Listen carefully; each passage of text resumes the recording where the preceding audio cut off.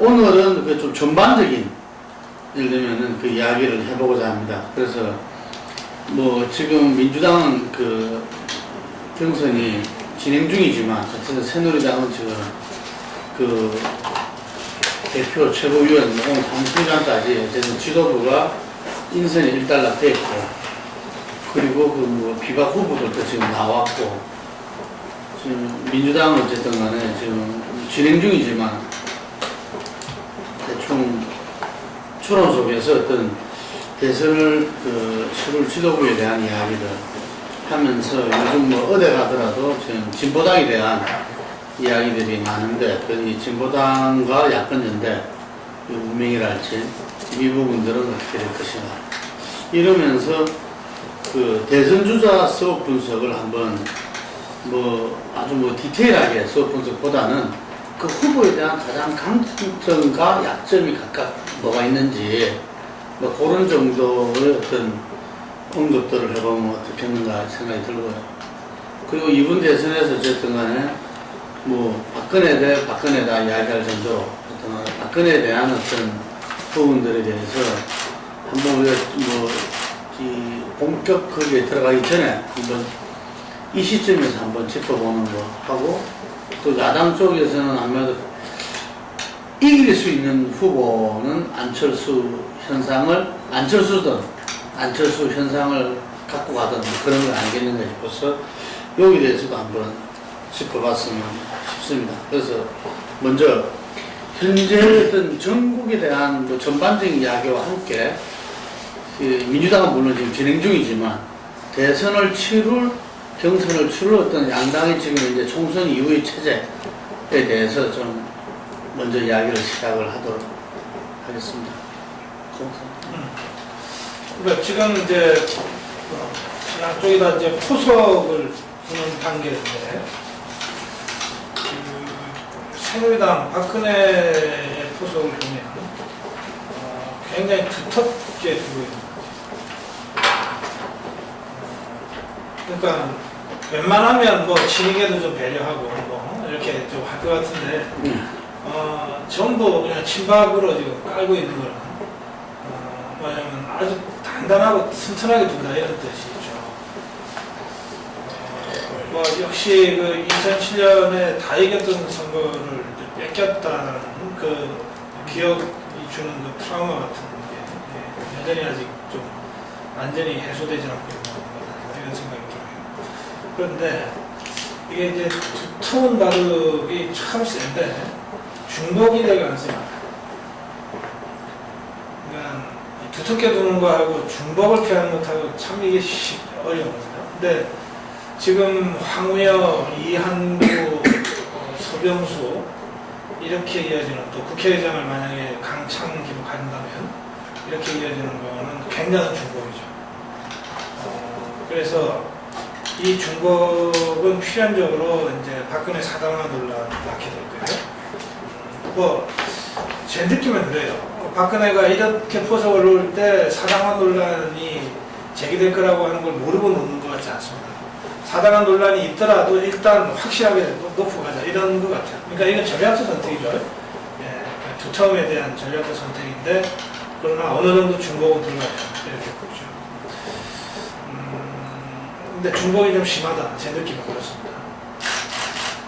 그래서 그거를 뭐 보완하기 위해서 선출직에 뭐 친이계를 하나 정도 준다든지, 또 대변인의 뭐 안구포럼 멤버 출신의 뭐 김영우를 등용한다든지 하는 장치를 조금씩 놓는데, 뭐 그게 별로 이 중복을 해소하는 수준까지는 못 가는 것 같습니다. 그래서 이 중복, 박근혜의 과도한 집중, 또 박근혜 사당화, 이런 중복 현상을 어떻게 잘 해소할 거냐, 이런 상당히 어려운 숙제를 지금 박근혜가 자초해서 안게 된 상황입니다. 민주통합당은 사실은 민주통합당도요, 처음에 이해찬, 박지원, 문재인 이 담합 구도는 사실 중복에 가까운 거죠. 이것도 사실 두텁게 두는 거거든요. 그리고 그거 중복일 수 있었어요. 그런데 이거는 뭐 이 사람들의 힘이라기보다는 민주당 당원 지지자들 역시 대의원들 이 전략적 수준이 상당히 높은 것 같습니다. 그래서 지금 그렇게 봐서는 이길 수 없다고 보는 거죠. 그래서 지금 변화를 시도하고 있는 것 같아요. 그러니까 결과적으로 민주통합당의 당대표가 이해찬이 되더라도 하자면 이런 그 변화를 만들어내려고 했던 대의원 당원들의 이 역동성은 확인이 된 거죠. 또 제가 보기에는 지금 상태에서는 이해찬 대표는 이미 물 건너가는 거 아닌가 그런 느낌인데요. 그렇게 돼서 그게 뭐 김한길이건 누구건 간에 다른 사람이 되면 다른 사람이 됐다는 데 의미가 있는 게 아니라 이해찬, 박지원 담합구도를 당원 대의원들이 거부했다는 데 의미가 있는 거거든요. 여기서부터 민주통합당의 새로운 변화의 그 바람이 불 수 있다 이렇게 생각합니다. 그러면 이 민주통합당은 두터움보다는 변화와 속도를 선택한 거죠. 이것이 그 중복을 마다하고도 두텁게 두고 있는 박근혜의 포석과 이제 맞짱을 뜨는 이런 그 국면인데 일리 있는 선택, 이유 있는 선택이다. 일단 저는 그렇게 봅니다. 새누리당을 일단 보자면 레이스에서는 지금 한참 달리기를 이미 시작을 한 거고 민주당하고 비교하면은 민주당이야 아직은 지금 체제 정비도 되지 않은 상태인데 새누리당은 지금 벌써부터 이제 좀 뛰어서 나가기 시작하는 상황이고 근데 일단은 아까 우선은 좀 이제 안정을 공고하는 이제 그런 전략인 것 같아요. 다만 친박 싹쓸이로 이렇게 시작을 하고 어지간하면 좀 수의심파나 이런 쪽도 조금 띄워주고 좀 그런 것도 한데 전혀 그런 회사가 없는 걸 봐서 일단은 좀 안전하게 좀 확실하게 굳혀놓고 이제 그 다음에 나중에 수의심 가지고 경쟁을 나중에 해도 하겠다 좀 그런 좀 단계적인 거는 구상이 깔린 거 아닌가 이런 생각을 드는데 근데 이제 그러다 보니까 이제 박근혜가 일단 총선이 끝난 거를 기점으로 해가지고 그 이전까지 가졌었던 어떤 그 쇄신을 당의 그 쇄신을 선도했었던 어떤 이미지 이런 거는 사실 이제 거기서 이제 좀 정체가 되고 사실상 좀 일단은 좀 일단락된 거 아닌가 끝이 난 거 아닌가 생각이 들어요. 그래서 일단 어쨌든 간에 4.1 총선에서는 사실 그 당 쇄신 또 공천 쇄신, 쇄신공사 이런 거를 이제 좀 주도한 그걸 가지고 이제 그렇게 약진을 했던 건데 근데 그 이후의 모습을 보면은 이제 그 부분에 있어서는 좀 올스톱을 이제 그런 모습 그리고 별반 이제 더 이상 새로운 것이 나오는 것이 없는 그런 모습을 이제 일반적으로 이제 쭉 보여주는 것 같아요. 여러 가지 행보에 있어서 오히려 좀 상당히 과거로 돌아가는 것 같은 김영태 이제 문대성 처음에 들어가는 거 그거부터 이제 시작을 해가지고 그래가지고 지금 전반적인 어떤 이런 기조로 아직까지는 별 문제가 이제 되지를 않는데 이제 6월에 이제 안철수가 이제 등장을 본격적으로 이제 한다고 했을 때 안철수야 일단 어찌됐든 간에 이제 변화의 이제 아이콘 이제 그렇게 이제 등장을 하게 될 텐데 그 상황에서 과연 이제 안철수발 그 변화의 어떤 바람, 어떤 새로운 거에 대한 어떤 갈망 이런 것과 이제 경쟁을 제대로 할 수 있을 건가 그런 결국 당장에 이제 부딪히게 될 문제가 이제 좀 뻔히 보이는 거 아닌가 좀 일단 예상이 들어요. 지금 새누리당의 박근혜 굳히기가 6월달 되면은 그 안철수의 어떤 변화의 바람에 하고 그것일 것이다. 결국은 이제 읽어가지고는 이렇게는 안 되겠다 하는 아마 그런 시점이 이제 머지않아 이제 오지 않겠는가. 그 민주당은 어떻게 보십니까? 민주당은 참 이게 혼미 속인 것 같아요. 근데 이게 뾰족한 어떤 답이 참 나오는 거 어렵다고 보는 게 마땅한 이 대선까지 가는 데 있어서 이 마땅한 대안이 될 수 있을 만한 답을 찾기가 대단히 지금 어려운 현실. 근본적인 한계 아닌가 좀 생각이 들어요. 일단은 대선 후보 문제는 나중에 얘기를 하고 일단 당 대표 자리 이거 지금 당장 기대표 경선 지금 붙고 있으니까 이런 되면은 일단은 이제 이해찬, 박지원 이제 그 연합 이거가 뭐 생각보다도 지금 역풍을 뭐 계속해서 이번 경선까지도 계속 이제 맡고 있는 모습이 되고 있고, 그만큼 그런 어떤 그 담합 정치에 대한 당 안팎의 거부감이 이제 전에하고는 또 다른 그런 분위기를 보여주고 있다 얘기를 할 수가 있겠고, 그래서 그런 방식도 방식이지만 기본적으로 이 또 이해찬, 박지원 연합이 갖는 어떤 복고적인 이미지, 이것도 이제 기본적인 한계가 있다고 이제 생각이 되거든요. 더군다나 이제 이해찬이라는 얼굴이 당의 얼굴로 등장을 했을 때 과연 이게 12월 대선을 치를 수 있는 답이겠는가?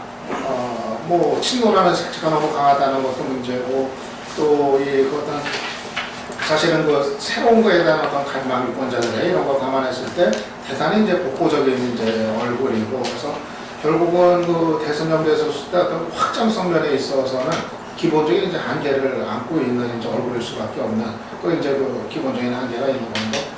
근데 이제 그렇다고 해서 또 당의 얼굴이 다른 대안의 뭐 뚜렷한 인물이 있느냐? 그러면은 과연 지금 비노 쪽에 이제 그 대표격이 되어버린 김한길은 과연 이제 답이겠는가? 여러 가지 그 어떤 그 정치적인 뭐 역량이라든가 또 그가 갖고 있는 어떤 여러 가지 정치적인 색채라든가 12월 대선에서 정말 또 싸움을 대결을 이끌 수 있는 그런 얼굴인가, 이것도 사실은 뭐 이렇게 뭐 적극적인 답이 나오는 부분은 아니고, 그래서 나는 글쎄 뭐 대선 후보 문제 아니면 뭐 나중에 뭐 어차피 안철수 선수가 있으니까 따로 얘기를 하더라도 일단은 당의 그 지도 체제를 참 세우는 게 정말 그 답이 없는, 그래서 상당 기간 결국 그 혼미를 거듭할 수밖에 없는 현실 아닌가 생각이 들으니까, 결국은 그 한계를 덮을 수 있는 거는 결국은 이제 대선 후보, 나중에 이제 시간이 걸리겠지만은 결국은 이제 그거 가지고 이제 그 부분을 덮고서 그냥 대선 후보 중심으로 이렇게 가는 뭐 그런 거밖에 길이 없는 거 아닌가 생각이 들어요. 거기서 근본적인 한계가 있다, 이제 민주당에. 그 문제를 좀 이제 구체적으로 좀 민주당의 근본적 한계를 지적하셨는데, 그 근본 한계가 뭔지. 인물난이 되겠죠.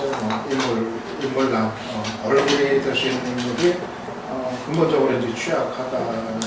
그러니까 기본적으로 뭐 대선 주자급에 반열에 있는 인물들이라고 해도 사실 뭐 국민적인 시각에서 봤을 때는 이미 좀 한계를 다 이제 드러낸 정말 그 상한치가 어디까지인지 다 좀 어느 정도는 확인이 돼버린 그런 이제 끝들이고,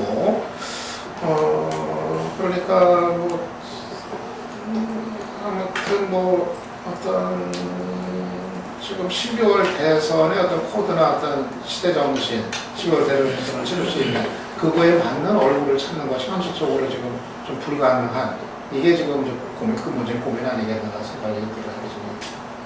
이전에 그 2007년도에 그 당시에 그때도 민주당이죠. 대선 때는. 그지? 이름은 민주당이잖아. 2007년 대선 때. 네. 맞나? 하도 당연히 시기를 돼가지고. 정동영한테, 통합민주당, 지금은 민주통합당이거든요. 그때가 대통합민주신당이 아니, 그래서 끝난 다음이었고. 언제? 그때도 산무당 이런 말이 있었거든. 인물이었고, 정책이었고, 조직이 지금 깨졌다. 그래서 그 민주당 대선을 앞두고 산무다 그랬는데, 지금 근본적인 한계를 지적하신 데서 가지고, 이번 총선 때의 어떤 다 이긴다고 했던 선거를 졌던 그 근본적인 한계, 뭐 이런 부분들이 지금 계속 극복이 안 되고 그대로 있다는 이런 말씀이신 거죠. 다만 이제 차이가 있다면은 이게 이럴 것 같아요. 총선하고 다른 거는 대선은 결국 대선 후보 중심으로 가게 돼 있는 거기 때문에 지도 지금 당의 어떤 얼굴의 한계, 뭐 대표 리더십의 한계 이런 거에도 불구하고 결국은 이제 대선 후보가 그거를 다 상쇄하고 뒤집어 버리고서 이제 갈 수 있느냐, 이게 이제 대선이 갖는 그 특성이 있기 때문에 총선하고는 또 뭐 같은 논리로 이렇게 뭐 예단하거나 뭐 이렇게 하기는 어렵지 않나 싶어요. 좀 이 대표님. 예. 총선 이후 지금 한 달여 지났는데요. 박근혜 이제 전 위원장, 박근혜 전 위원장하고 안철수 원장 박근혜 양자구도가 총선 이후에 처음으로 역전이 됐었고 지금까지 그 양태가 유지가 되고 있는데요. 지난주의 경우에 박근혜 전 위원장이 48.8 양자 대결구도였어요. 그 다음에 안철수 원장이 43.9로 대략 5%포인트 격차를 보였는데요. 박근혜 전 위원장이 친위 부대를 이제 정치화 시켰다. 그 박근혜는 두터운 포석을 했다라고 말씀을 하셨는데, 그럴 수밖에 없는 게 5년 전을 돌이켜보면 그때는 여론조사가 지금처럼 저희 리얼미터가 주간단위에서 발표했지만 양자 대결 구도라는 거는 사실 일찍이 없었어요. 이제 대선 막바지에 가면 후보군이 이제 정리가 되니까 유력 후보 간의 대결 구도를 발표를 했었지만 지금 대선 전국 초반에 그때는 다자구도였었거든요. 근데 이제 양자구도는 2007년도에 없었던 게 2012년 지금 현재 판세에 지금 일찍부터 나타났던 것이 다자구도에서는 워낙 이제 야권 주자들이 질이 열렬하기 때문에 야권 연대를 이제 상정을 하고 이제 양자구도의 여론조사 구도가 좀 일찍이 나왔던 측면이 있는데 이 부분에 있어서는 적어도 오차범위 안팎의 격차로 박근혜 위원장이 이기긴 하지만 좀 큰 격차를 이기지 못하는 상황이기 때문에 그래서 박근혜 전 위원장 입장에서는 2007년도 대선 때를 돌이켜보면 이제 경선은 무난히 새누리당 내에서 통과하겠지만 지금 다자구도에서는 대세론이라고 할 수 있지만 양자구도에서는 사실 대세론이라고 할 수는 없는 상황이거든요. 안철수 원장한테 총선 이후에 일간조사에서 가끔 지는 경우도 있었어요. 주간 집계에서는 계속 앞서고 있지만 그래서 언제든지 안철수 원장한테는 지금 현재 상황에서는 뒤집힐 수도 있는 상황이기 때문에 2007년에 그런 이제 경선 패배의 트라우마가 이제 여전히 지금 남아있는 것 같고요. 그런 이제 당 바깥의 상태도 그렇고 또 하나는 또 이제 정권 교체에 대한 우려감이 지금 이제 새누리당으로 정권 교체된 지가 이제 4년 좀 이제 넘은 건데 이제 또 정권 교체가 될 수도 있다라는 어떤 우려감 때문에 지금 모처럼 승기를 잡은 양자구도에서는 이제 처음으로 안철수 원장을 지난 4월 총선 이후에 앞서기 시작했는데 이 승기를 계속 유지를 하려면 지금 야권이 총선에서 패배했던 가장 큰 원인이 위기관리 능력 부재, 질이 멸렬한 일사불란하지 못했던 이런 부분들을 반면교사 삼아서 뭔가 좀 단합된 모습으로 승기를 계속 유지하고자 하는 고 박사님 말씀하셨던 어떤 전략적 선택이었던 건 분명해 보이고 초반에 야권의 공격이라든지 아니면 이제 당내에서 비박계 비난이 있을 수는 있겠지만 대선 전략을 생각한다면 훨씬 더 유효한 전략적인 선택일 수 있다라는 생각이 들고요. 야권은 이제 반면에 그런 우왕좌왕했던 그런 총선 과정에서 패배 원인을 분석해 본다면 그래도 강력한 지도력이 필요했었던 것 같고 그런 차원에서 이해찬 대표, 박지원 이제 원내대표 담합 논란이 있었는데 문재인 이사장이 이제 당 장악력이 이제 확연히 박근혜 전 위원장보다는 떨어지다 보니까 그런 파트너십을 이제 염두에 두고 단합 얘기가 좀 있었던 것 같은데 결국에는 실패했던 아직 결과를 더 봐야 되겠지만 실패할 가능성이 있는 어떤 그런 프레임이었던 것 같고요. 그런 프레임이 힘을 얻지 못했기 때문에 이해찬 대표도 지금 대표 후보가 좀 어려울 수 있는 상황이 됐고 문재인 고문도 대선 후보로서 좀 위기 상황이 된 것이 아닌가라는 생각이 들고요. 그런 차원에서는 아무튼 새누리당이 민주당보다는 여전히 총선 이후에 한 달여 지났지만 당 바깥에 있는 파트너인 이제 통합진보당의 지금 위기와 함께 계속 어려운 상황인 것 같고 새누리당 그런 차원에서 이제 대선이 앞으로 7개월 정도 남았지만 여전히 굉장히 정권을 재청취할 수 있는 그런 유리한 상황인 건 분명합니다. 하나만 좀 물어볼게요. 네. 이전에 보면 안철수가 이겼을 때 양자 대결에서 총선 전에는 계속 이겨왔잖아요. 네. 네. 이겼을 때 연령별로 봤을 때 40대에서 항상 이겼거든요. 그렇죠. 네, 근데 지금 이제 5% 정도 지는 걸로 나오는데 이 40대에서 이 근소한 차이지만 박 전 대표가 계속 이기고 있어요. 40대에서 이 뒤바뀌진 원인은 어디 있다고 봅니까? 뭐 박근혜 위원장과 새누리당이 쇄신을 잘해서 지지율이 올라갔고 총선도 뭐 이겼다고 보는데 또 한편으로는 야권이 워낙 또 못했던 측면이 있잖아요. 반사이익을 본 측면도 좀 분명히 있다고 보고요. 지금 안철수 원장을 지지하는 사람들 중에는 무당파층이 굉장히 많고 민주당이나 진보당을 싫어하는 무당파층들이 있거든요. 그분들이 박근혜 위원장 지지층으로 이번 총선 이후에 상당 부분 넘어온 거죠.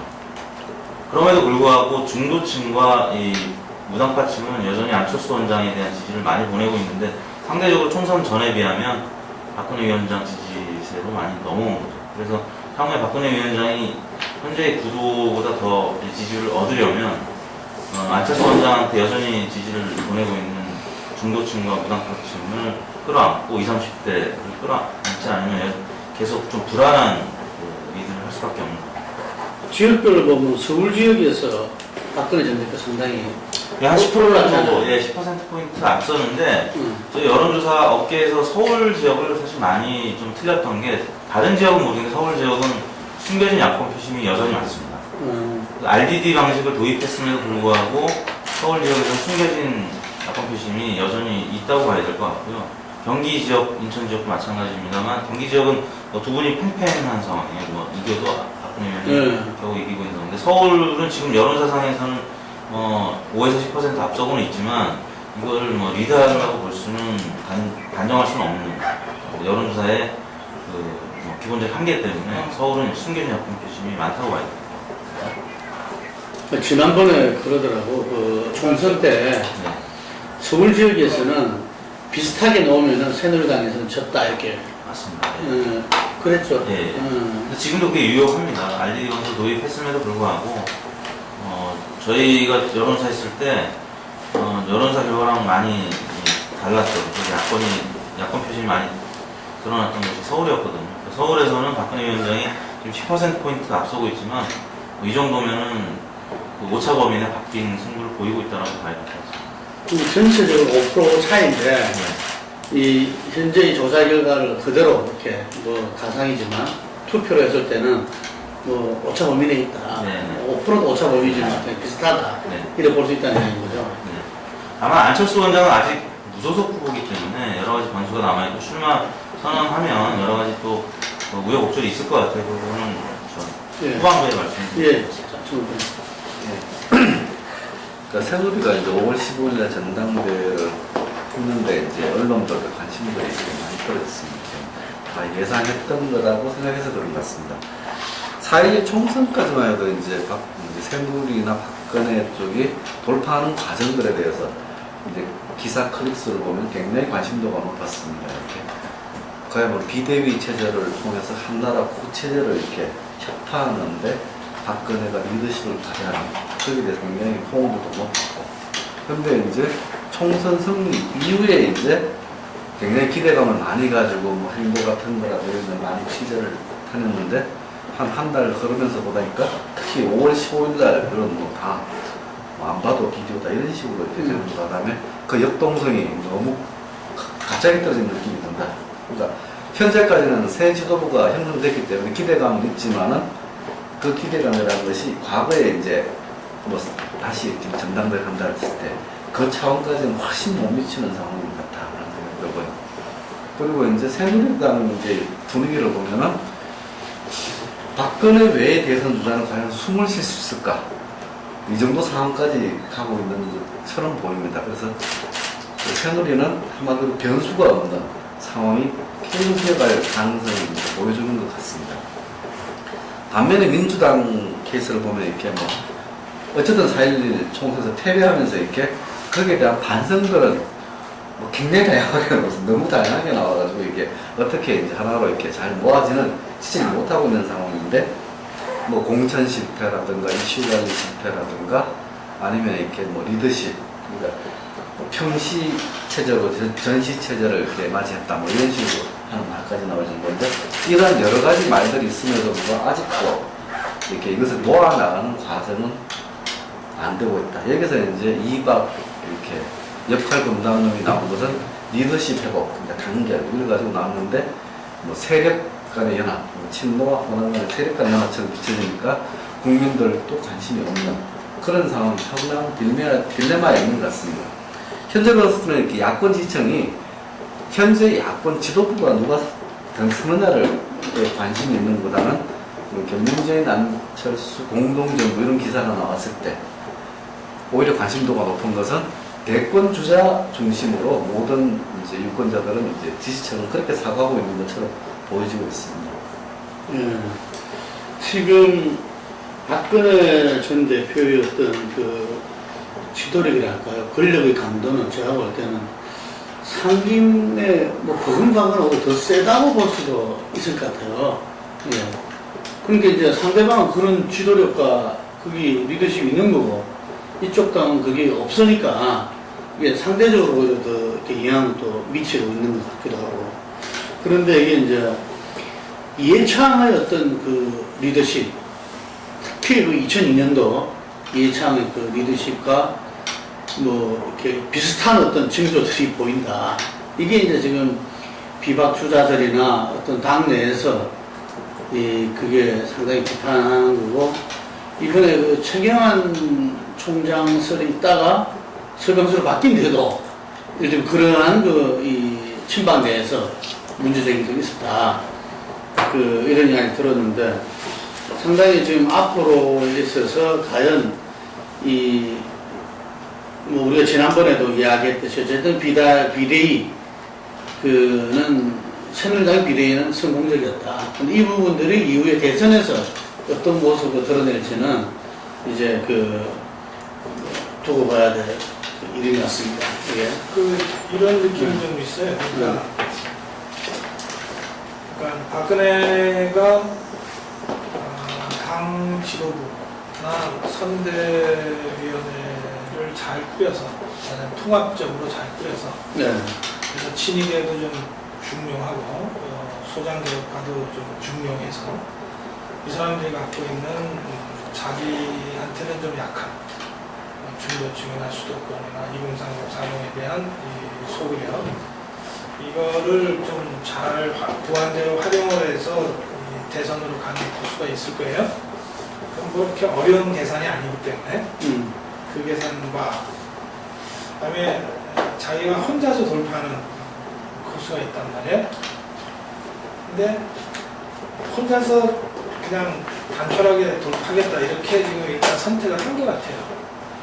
일단 이게 뭐 혼자서 돌파한다는 건 뭐냐면 뭐 황우여, 뭐 이한구, 뭐 서병수 이렇게 쭉 친박계를 갖다 놓지만 뭐 이 사람들의 도움을 받아서 뭘 하려고 하는 것은 아니고 그냥 당에서 대표도 필요하고 원내대표도 있어야 되고 사무총장도 어쨌든 실무는 챙겨야 되니까 그냥 자기가 신경 안 써도 되고 믿을 만한 사람들 갖다 앉혀서 그냥 알아서 하라 그러고, 실제로 대선판은 자기가 직접 부딪히고 풀어가겠다.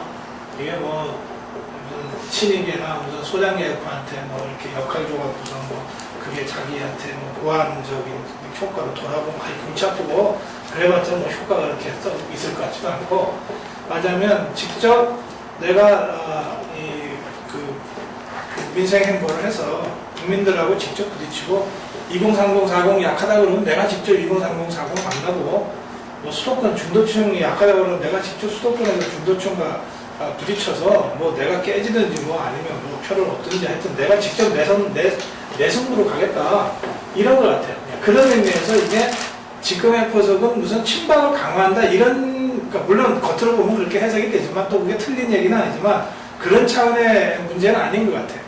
친박이건 친이건 뭐 이제 당에서 뭐 이렇게 하는 거는 그냥 당에서 하는 거고, 대선 행보는 역시 내 승부다. 그리고 나는 내가 단기평화로 독자적으로 돌파한다. 내가 약점까지도 내가 한다. 이런 선택을 지금 하고서 글로 가려고 그러는 거 아니냐. 내가 느낌엔 그렇거든요.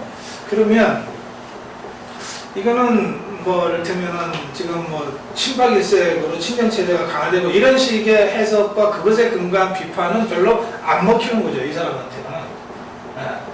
진짜로 단기 필마로 그 자신이 직접 돌파하려고 할 때 이 전략적 선택이 과연 현실적으로 가능성이 어느 정도 있냐, 그게 가능하냐, 그게 또 효과적이고 합리적인 선택이냐, 이런 차원으로 접근을 해서 평가를 하면 토론은 되지 않을까 싶은데요. 하여튼 느낌이 그렇습니다.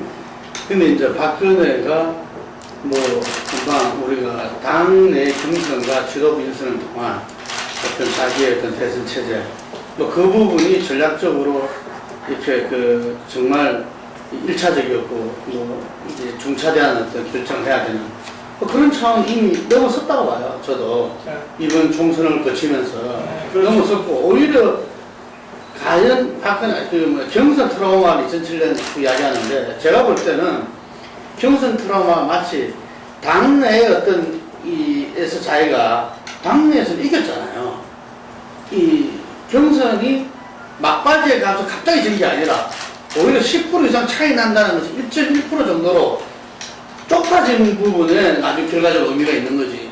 1년 전부터 좋았어. 1년 전부터.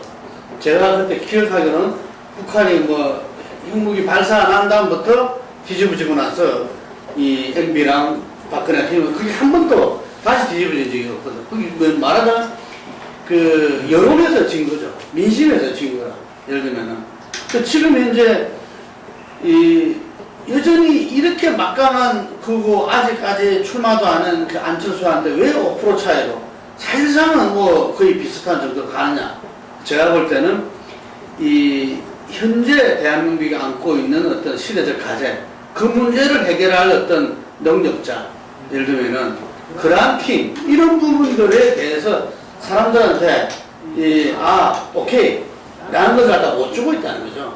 거기에 대해서 5%의 부족함, 2% 아니라 5%의 부족함과 불안감만 동시에 지니고 있다. 그래서 당내에는 모르겠어요, 그거는. 하지만 좀 전체적으로 예를 들면 보수와 중도를 아우르는 어떤 그러한 어떤 자기의 이 체제, 이런 부분들이 대선 준비, 대선 뭐 선대본이고 선대본 이런 데 모습을 보여줘야 되지 않냐. 총선 때 홀로 돌파하듯이 대선 때도 만약에 그렇게 간다면은 이거는 엄청난 벽에 부딪히고, 그거는 2002년을 어게인하는 이해창의 실패를 어게인할 수밖에 없다. 그거 보는 거죠.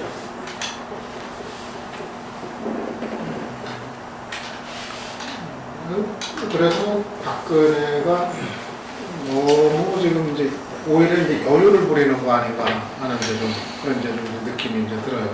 그러니까 사실은 어차피 이번 대선도 거의 뭐 접전 양상이 되지 않겠는가. 물론 이제 야권 후보가 최종적으로 누가 되냐에 따라서 좀 가변적이긴 한데, 현재로서는 글쎄, 저는 이제 뭐 문재인보다는 이제 안철수가 될 가능성이 더 크지 않겠는가, 이렇게 좀 이제 예상을 이제 하면서, 그렇게 됐을 때 아마 좀 피말리는 접전이 될 가능성이 상당히 좀 크지 않겠는가 좀 이제 생각을 하고, 그러면은 지금 박근혜 입장에서도 대선 지금 뭐 앞서서 지금 뭐 뛰고는 있지만은 뭐 낙관하거나 뭐 이렇게 여유를 가지고 그런 상황은 뭐 좀 분명히 아니고, 뭐 본인도 한편으로는 뭐 그렇게 뭐 긴장을 늦추지 않기는 할 텐데, 근데 항상 그 총선 이후 지금의 그 당 지도체제 이제 구축되는 과정까지 이제 놓고 봤을 때는 상당히 뭐 좀 이제 안전 위주의 뭐 이제 좀 일단은 그 이제 선택을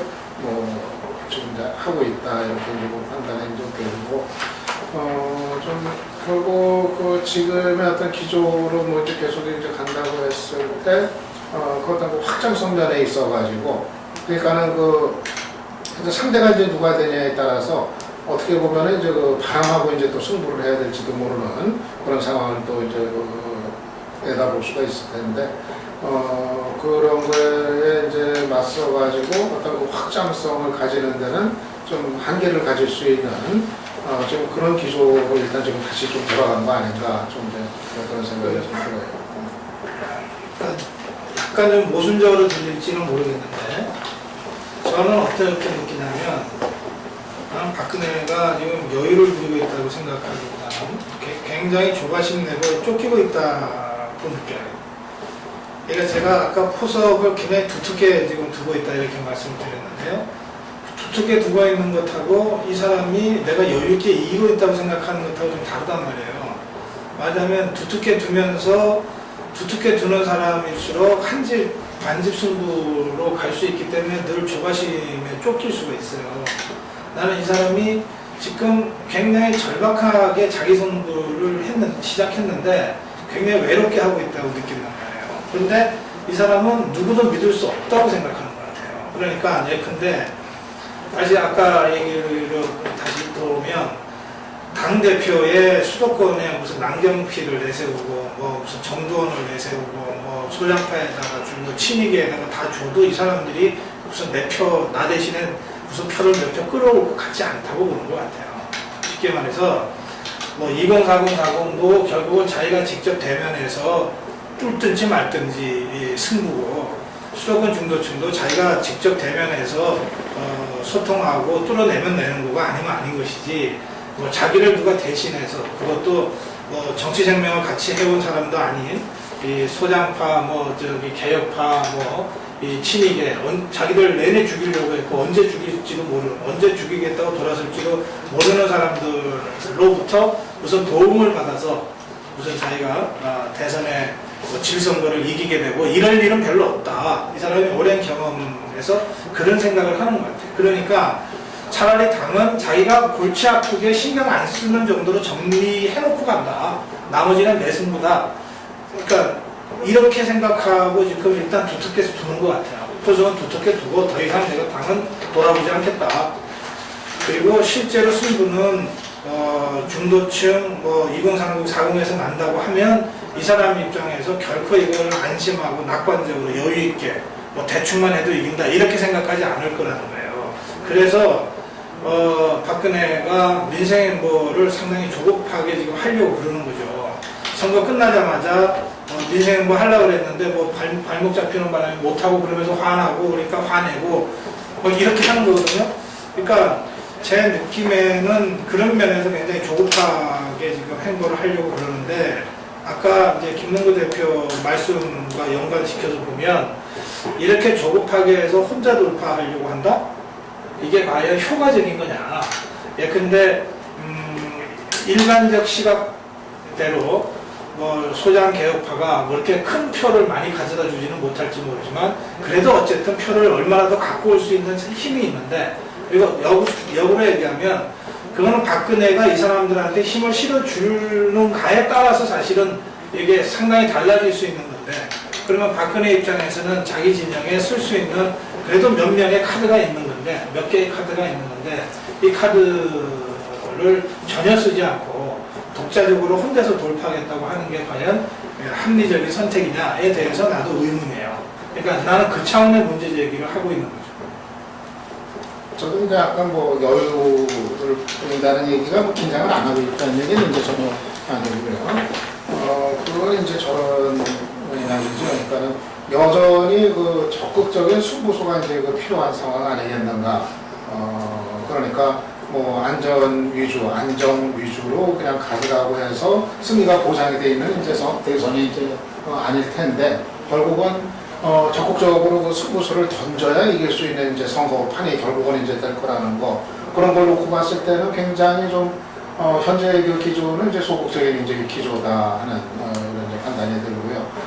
물론 이제 아직까지는 지금 이제 뭐 휴식기니까는 뭐 대선 출마 정식으로 하고 그 다음에 이제 어떤 또 승부를 보는 어떤 승부수를 띄울지는 이제 뭐 더 이제 시간을 갖고 이제 보긴 해야겠지만은 아무튼 뭐 현재까지 지금 느껴지는 건 이제 뭐 그런 거고 그리고 저는 이 개인의 힘으로 이렇게 돌파를 하고 대선을 이제 치르겠다고 하는 것이 효율적이긴 하다고 봐요. 효율적이 사실 뭐 지금 뭐 남경필이 배치하고 뭐 어떻게 앞에 조금 내세우고 한다고 해서 뭐 수신파 몇 자리 준다고 해가지고 얼마만큼 또 표에 진짜 직결이 될 것인지 이거는 뭐 이렇게 이렇게 낙관적으로 또 생각할 수 있는 것도 아닐 수도 있고 이제까지는 사실은 박근혜가 혼자서 팔 걷어붙이고 하면은 바로 그냥 답이 나오는 훨씬 효율적이고 분명한 답이 바로 나오는 이런 거가 실제로 있어 왔었고 근데 이 기간이 이게 너무 이제 길어졌을 때, 나는 이게 굉장히 박근혜에 대한 어떤 식상함 내지는 어떤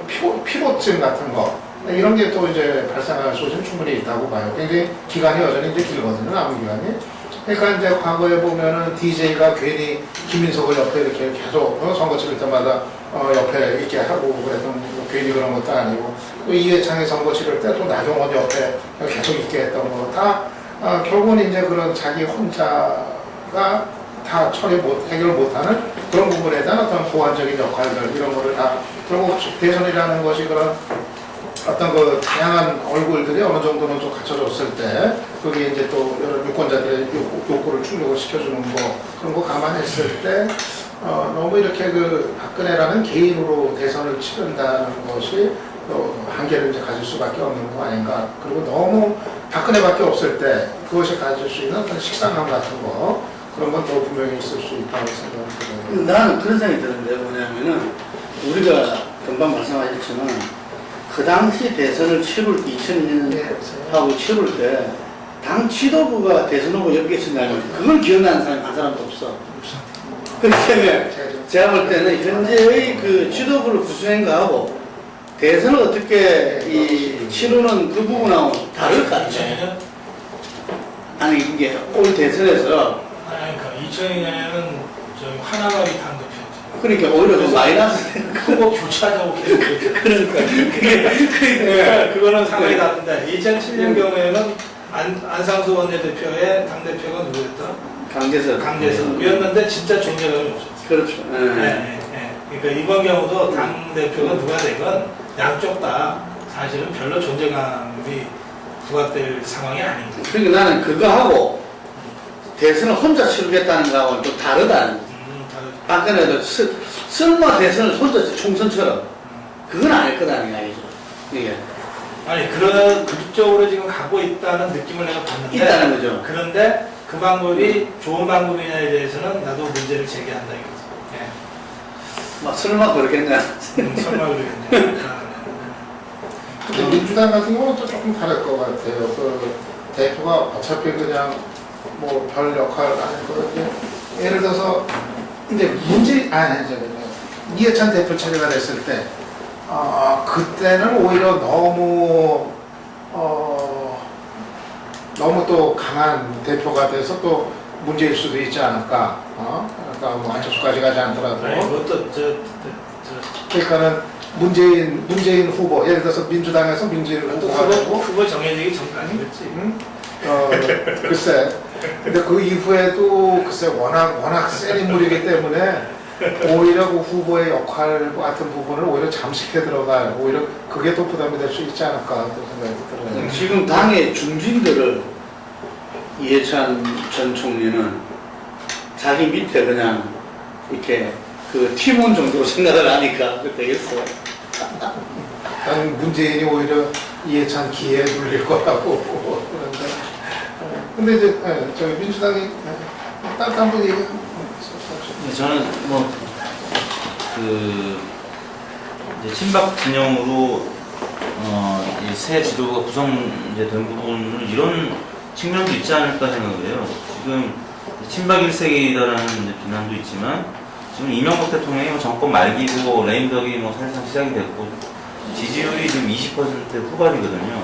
지난주 같은 경우는 한준일 정상회담을 해서 지지율이 소폭 오르긴 했지만 지금 측근들 비리 문제, 민간 사찰 문제가 이어지고 있기 때문에 노무현 전 대통령의 이맘때 지지율과 별 차이가 없습니다. 그때 워낙 지지율 낮다고 해서 레임덕이 시작됐다라고 엄청난 또 보수 언론의 비난이 있었을 시절과 비교하면 체감적으로만 레임덕이 좀 덜 해 보이는 듯한 느낌이지 사실상은 지지율이 지난 5년 전과 굉장히 비슷하거든요. 그때는 몇 프로였는데? 그때는 한 25, 6% 정도 됐어요. 이맘때 지지율이 5년 전에.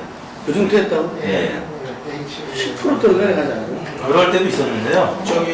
이게 이견 남겨서 그러니까 지지율을 올리기 위해서 굉장히 노력했어. 그래서 실제로 20%에서 30% 왔다 갔다 하면서 임기 말을 그런 차원에서 이명박 대통령이 당분간 계속 지지율이 좀 안 좋은 지표를 보일 가능성이 있기 때문에 최근 그 보수 신문에서 주요 이제 친이계 이 대선 잠룡 후보들의 스워트 분석을 한 거 보면 주요 약점으로 이 친이 인사라는 점이 이제 여러 번 등장을 해요. 그런데 이명박 대통령의 인사 혹은 친이계 인사였기 때문에 혹은 현 정부 들어서 주요 여당의 주요 요직을 차지했기 때문에 그러니까 이분들이 뭐 대선에 있어서 실질적인 어떤 큰 역할을 할지는 모르겠지만 정치인 이미지이기 때문에 이분들이 전면에 그렇잖아요. 대표, 원내대표, 사무총장 이런 분들 TV에 맨날 나오시는 분들인데 친이계 인사들이 당 전면에 나설 경우에는 안 좋을 수 있죠. 그 대선 과정에 있어서 박근혜 전 위원장이 지금 양자구도에서는 여전히 지금 좀 오사범이 안팎의 접전을 보여버리고 있는 상황이라서 그런 다급함이 있을 거고 그런 다급함을 생각한다면 레임덕을 지금 이제 그 레임덕에 처한 이명박 대통령의 그 친이계 인사들을 당 전면에 포진하는 건 좀 부담스러울 수도 있겠다라는 생각을 해봤습니다. 예. 특별히 보탤 이야기 있어요? 문재인 얘기 좀 이따 할까요? 예. 박근혜 대표는 아까 이제 구성국 박사님처럼 총선 결과 자체가 이제 언론이라든가 평론가분들이 새누리당 승리, 박근혜 승리라고 다들 평가를 내렸기 때문에 이렇게 뭐 이런 말들이 나와도 실제로는 총득표수 대선 구도에서는 박근혜가 이겼다라고 보기가 참 힘들기 때문에 긴장하고 있는 것은 사실인 것 같습니다. 오히려 이제 현재 이렇게 국면이 소강 국면이기 때문에 이렇게 다른 카드라든가 다른 수를 쓰지 않을 따름이지 박근혜 대표로서는 전체적으로 봤을 때 5대5 딱 평평한 구도 자체가 변하지 않았다는 것을 인식하고 있는 것 그것은 분명한 것 같습니다. 그러니까 자만한다든가 뭐 이런 것보다는 오히려 이제 현재 판이 돌아가는 걸 그대로 관망하고 있는 것 아닌가 그런 생각을 합니다. 네. 그 지금 일단 전반적인 부분 이야기해서 그 새로운 지도부에 대해서 평들을 쭉 했습니다. 하여튼 진보당 부분들은 논의할 가치가 없다는데 어쨌든 이게 왜냐하면 이번 대선에서 역시 중요한 약점으로 약점인데 넘어가는 거예요? 네. 문재인 얘기 하나만 했습니다. 아니 고단한데 고담이 있어요? 예. 네. 요화보다는 예. 그래서 이 야권 연대와 또 관련돼서 어쨌든 진보당 부분들에 대해서 좀 한 말씀씩 좀 부탁드리겠습니다. 일단 뭐 지표 먼저 말씀을 드릴게요. 지난 4.11 총선 때 진보당이 10.2% 득표했어요. 비례대표 10.3이었나요? 10.3%였는데 그 이후에 이제 바로 직후에 실시된 조사에서는 이제 여론조사상으로는 한 주는 올랐었어요. 그다음에 그 다음에 연속 지난주까지 4주 지지율이 빠져서 도로민노당 지지율인 4.8%에 거의 근접한 지난주에 4.9%를 기록했거든요. 그러니까 사실상 3당 합당에 참여했던 참여당이라든지 진보신당 지지층이 거의 이탈했다고 보면 될 것 같고요. 다만 유시민 대표 지지율은 소폭 올랐습니다.